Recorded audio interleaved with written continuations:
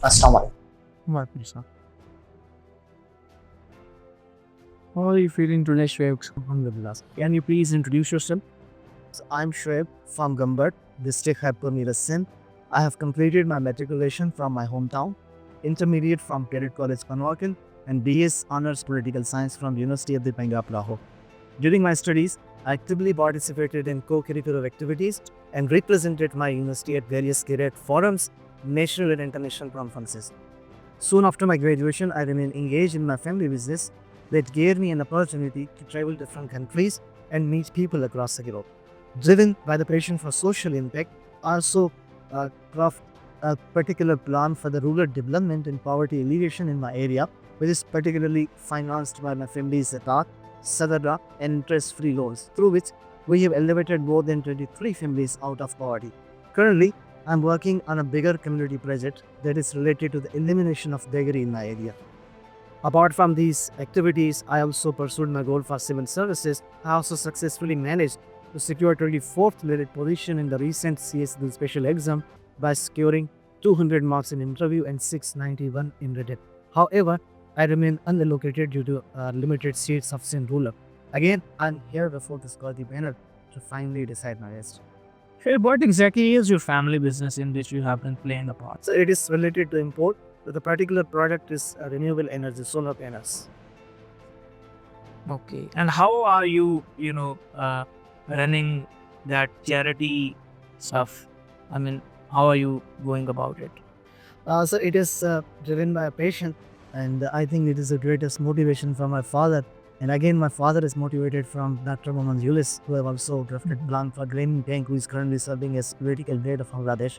So we are serving, and I think we are serving this philanthropy work with a more passion than our particular business. And we are serving with the same passion that we are earning for people, and that is going on since years. Okay. So you have any organization, or it's just like you are working under the name of same family business and doing that charitable work? So we are working with the same name, no any particular organization. Okay. Okay.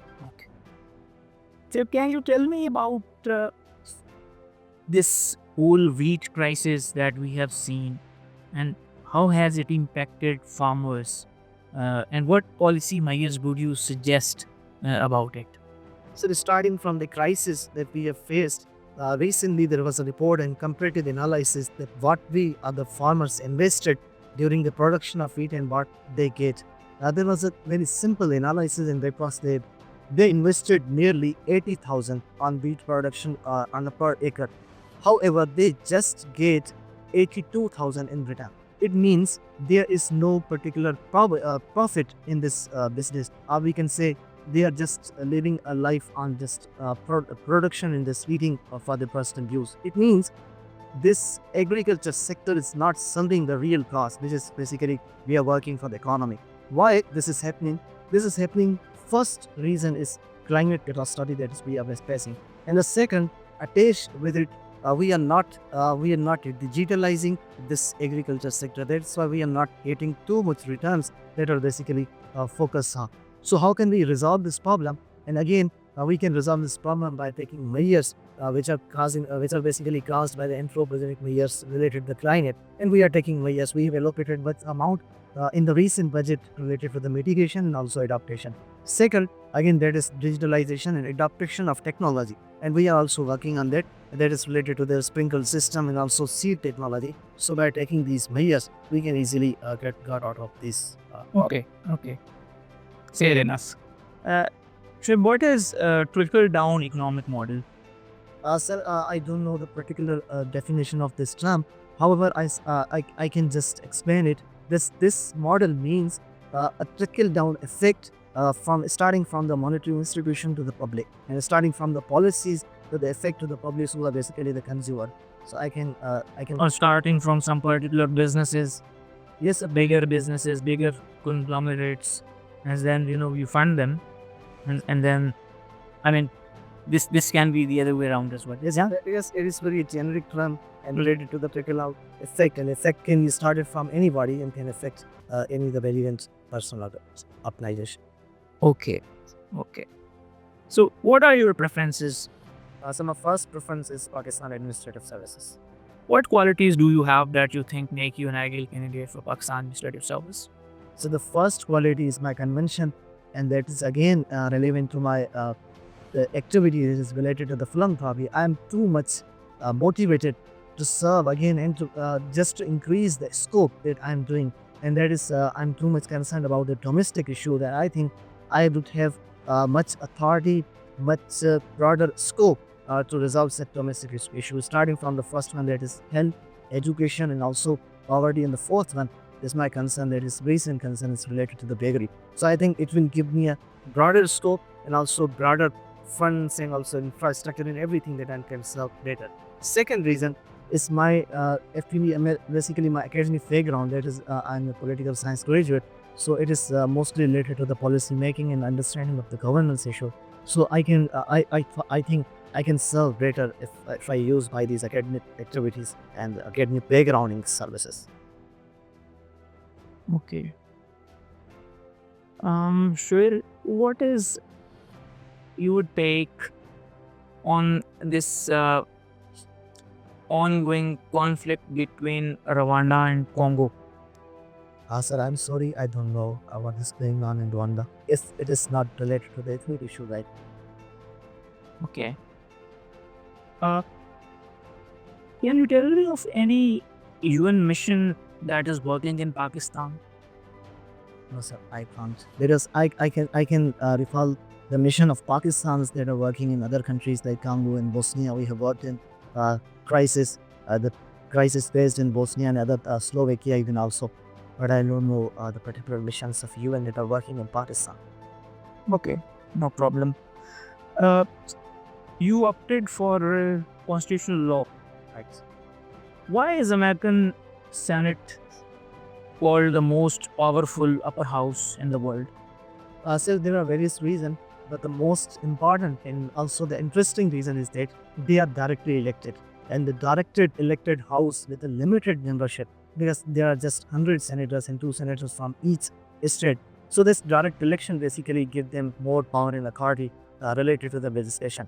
Second thing, there is a concept of checks and balances and separation of power in American Constitution, basically borrowed from a political philosophy given by Montesquieu in his book The Spirit of Laws, and that is Senate basically checks the power of president, that is the executive in America, and also Senate passes the same bill which are basically taken from the House of Representatives as the legislature.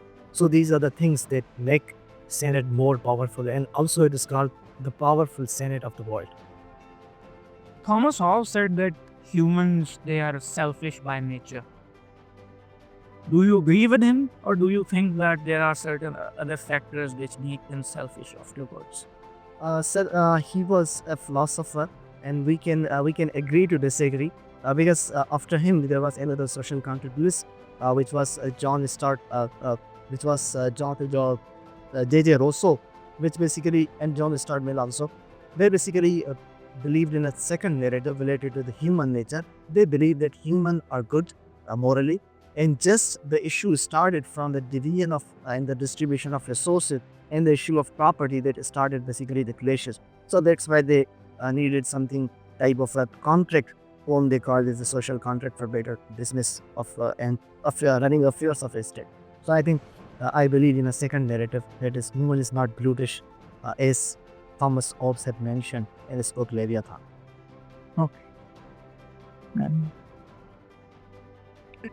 Sure, you have major in political science and you have also opted political science as your optional right? Can you draw a contrast between Maoism and Leninism? Yes, and there is a stark contrast between both. Starting from the Leninism, basically Lenin tried to borrow the same ideology that was given by the Marx. So Marxism is basically a theory, and Lenin tried to implement it in a practical form, that is basically called the socialism. However, when it comes to Mao, Mao was basically politically influenced by the Russia and the Leninist philosophy. But he made some changes, and the changes were basically the inclusion of some factors of capitalism, a liberal economy, or just opening of market to catch and attract public towards this particular philosophy. So there is a very, a very small difference But at practical level, it is very different. We can analyze this situation and the concept with the current political policies of Russia and China. We can see that China is more inclined towards to democratic socialism, we can say, in other words. However, Russia is inclined towards the socialism and also trying for the communism, which is basically the last state of Marxism. It is being said that Karl Marx is a philosopher who was very much against religion. What's your take on it? Ma'am, I would again highlight and explain his concept related to the religion, because he believed in the economic determinism. And for economic determinism, he must have to leave such beliefs related and affiliation with the ethnicity or religion or any other particular social ideology, which can create hindrance towards its philosophy. That is why I also believe that religion is basically opium, and it has been misused by the capitalist class of bourgeois who got against the proletariat and the social against the workers. So he believed the religion must not come in the affairs of a state. Affairs of a state must be decided by the economy. However, religion is something personal that may deal by everyone at its individual level. Do you agree with him in this regard? Yes, ma'am, as a student of political science, we can agree. But as far as my particular religion is concerned, as the ideology of Pakistan is concerned, I must not agree with this thing, because Pakistan believes, and the theory of Pakistan and the political philosophy of Pakistan is believed, Judahuddin siyasat se to reh jati hai changezi. And also another poetry from Iqbal's verses that उनकी जमीयत का इन्हिसार मुल्को नसब पर है, उनकी जमीयत का इन्हिसार मुल्को नसब पर है, क़ुव्वत मज़हब से मुस्तक़िम है जमीयत तेरी. It means that our jamiyat, our millat, our nationalism and everything is dependent upon this strong relation between the political philosophy of state and religion. So we are followers of that, and we are also gathering with this cause and philosophy. So I think I must support this ship. Sure. What are you? Are you a debater or a mediator? Well, I can serve in both capacities. It matters on the situation I have to make that. So because I have already remained active in my debate competitions during the university. However, again, I'm attached to my personal business. And for businesses, we have many conferences. We have to also to serve in the capacity of the moderator during the conferences. So I can serve in both capacities. What trait is more important for a civil servant in Pakistan to possess? A trait of mediation or a quality debate on issues? Though the situation may be different, because we have to face different people at the different capacities and different levels, but I think mediation is very important. I think this is the factor that is missing in the Pakistan's bureaucracy, and we can also work on it. And mediation started because we have to work with the people, and we have to resolve their grassroots issue. And in order to resolve such issues, we must mediate. We must create a platform to communicate people and understand their problems. So I think mediation is very important. Though debate may become at a second level and may be used at a time when there is need for that. You have town planning as your optional trip. Who proposed and materialized the idea of model town in Nepal? He was a Sikh. Sal Gangara proposed the infrastructure in the model of model town, if I'm not wrong. And what, in your opinion, what should be taken out of that model to implement in other part of Pakistan? As per the model of Lahore model town is concerned, though the model is very best, and if we compare the recent and available models, we can also compare the models of regional plans. Lahore, it is one of the best model. But now the subject has grown. The policymakers, town planners have worked on different levels. So I think we must adopt the policy of smart cities.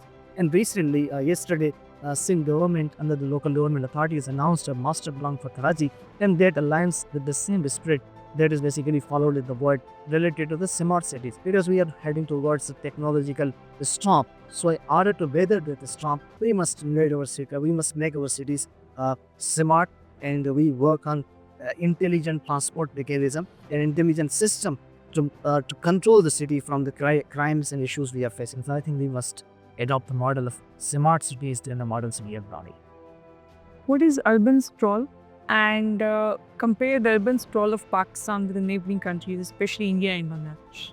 I mean, urban sprawl is just extension of town in physical matter. It is very different with the urban growth, because urban growth is related to the increase in the number, and urban sprawl is increase in the property when the city boundaries are basically taken over by people.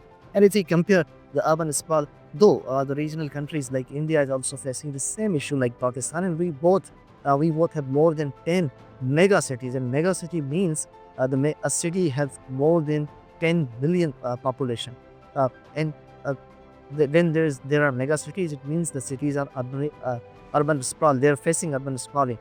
We can take examples like Karachi's Orangi town, which is the best example, and it bears more and highest number of slums in throughout the world, and we can compare the same slums in India, and we can say that is the Dharwi town. So the situation is very same. Though India has worked on their town planning and they have made many regional and master plans, and they are working on it. Take an example of again Dharwi town, but Pakistan is not working with the same spirit that is required.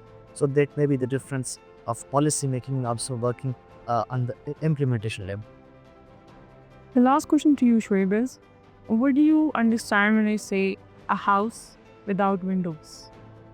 I mean, it is very interesting to answer, because for a house, there are particular features that must have, and I think for windows, windows are very important feature of house, and without windows, we cannot see it as house in the livable place.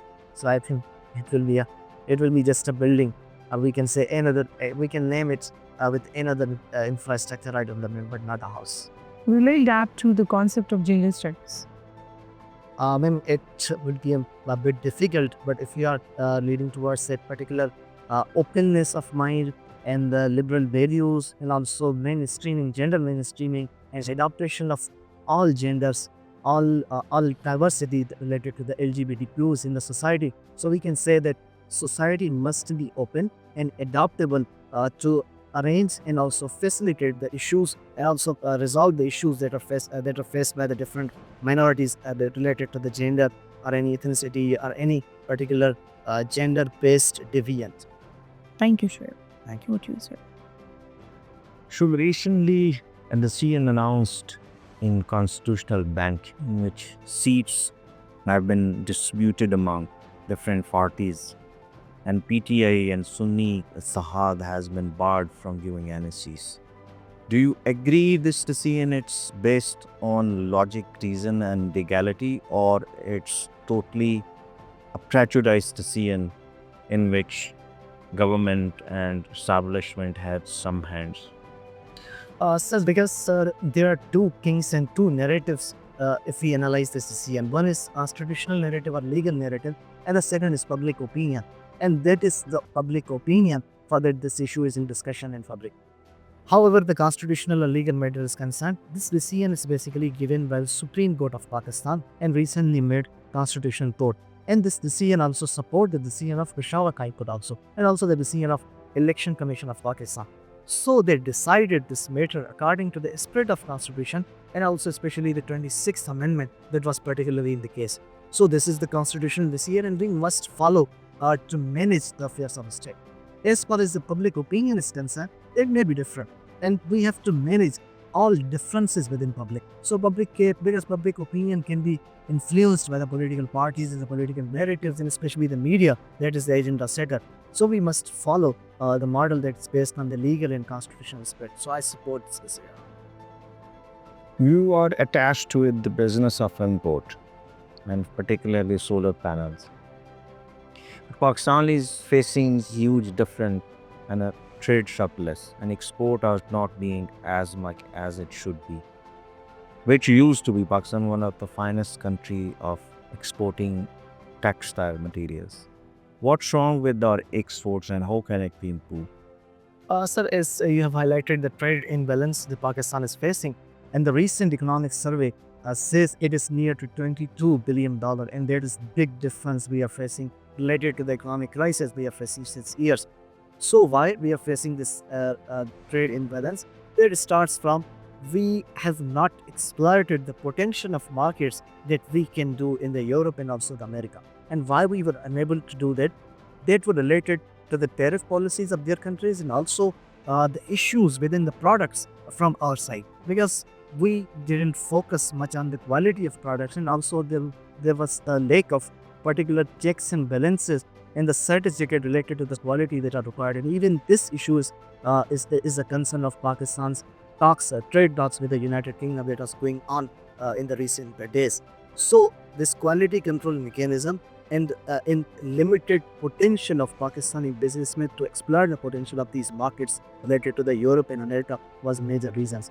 How can we resolve this issue? We are moving towards the resolution of this issue by trade talks with the United States of America to resolve the issue of tariffs, and also we are doing talks in the diplomacy, in the dialogue with the European Union. That is also related to the GSP plus status of Pakistan.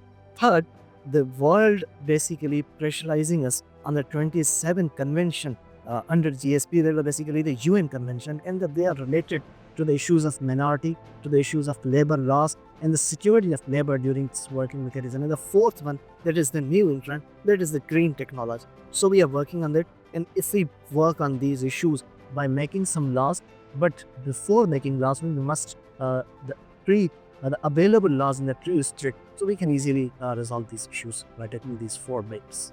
Last question, Shreya. Trump is having conversation with Putin regarding resolution of Ukraine-Russia issue. But same patch and same aggression is not being shown by Americans regarding Palestinians who are being almost vanished from the surge of war and from the. What is your take on it? So starting from an optimistic take, that President Trump under U.S. administration under President Trump has taken years for the Palestine issue, and the issue is going to resolve within days. And they have announced a particular ceasefire that will be lost for 60 days. And after this ceasefire, they recover the final plan to completely resolve this issue. However, as far as the comparative analysis of Ukraine with Gaza is concerned, President Trump was talking to President Putin. There is a big level of balance of power in the political terms. So he cannot have much aggression or the same aggression that can he have in Gaza. Because Gaza is a disputed territory, and the military hegemonic policy of US and the hegemonic control on the territory is very different. So the political situation is very different. To that political situation, his language, his diplomacy, his offer for dialogue must be different, must be cater the needs that are basically required for the American establishment. So that is why the tone was very different, and it must be. Thank you, Phil. जी श्वेब मियां अच्छा एक चीज़ तो whenever you walk in the room, you walk in for the interview, always ask for the permission of the chairman that may I sit please. You cannot just walk in and come and sit by yourself, right? Okay, so this is something very, very important. You come, you say Assalamu alaikum, you stand by the chair and you ask may I. It conveys the message. They will definitely say, of course, you're there for the intro. ठीक हो गया जी. एक तो ये चीज़ थोड़ी सी क्योंकि वो जो फर्स्ट इम्प्रेशन होता है ना, that is very very important. आपके नॉलेज के कम्युनिकेशन के कोई ऐसे इश्यूज़ नहीं है. बॉडी लैंग्वेज भी आज बहुत पहले के निस्बत बहुत इम्प्रूव्ड है. थोड़ा सा अभी भी लास्ट इंटरव्यू में बात मैंने की थी, थोड़े से पॉजेज़, थोड़ा सा एक माशाल्लाह you are very fluent, it's good, but at times you know your answer becomes more meaningful and forceful when you know take pauses. ठीक है, थोड़ा सा टोन को जो है ना, मतलब स्पीड जो है आपके आर्गूमेंट की उसको थोड़ा सा स्लो डाउन कर लो. ठीक है, नॉलेज के इश्यूज़ नहीं है, ओवरऑल चीज़ें ठीक थी. अब देखें जैसे ये आपसे मैंने 1-2 क्वेश्चंस पूछे, रवांडा कॉन्गो वाला, कोई यूएन कमीशन है नहीं है, मतलब कई ऐसे क्वेश्चंस आएंगे जिनके आंसर्स आपको नहीं पता होंगे.